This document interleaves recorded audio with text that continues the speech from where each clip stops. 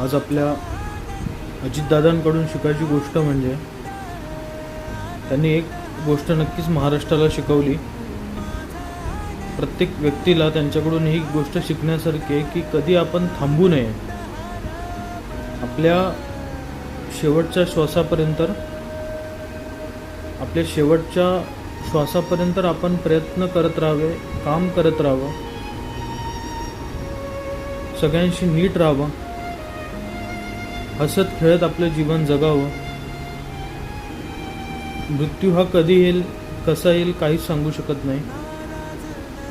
तर खरंच अजितदादांना भावपूर्ण श्रद्धांजली. ते खरंच संपूर्ण महाराष्ट्र आणि महाराष्ट्रातल्या प्रत्येक लोकांच्या त्या मनात नक्कीच ते घर करून या ठिकाणी गेलेले आहेत. प्रत्येकाला हेच वाटते की आपल्या एक घरातला माणूस आपल्यातून निघून गेलेला आहे. त्यांना खरंच भावपूर्ण श्रद्धांजली.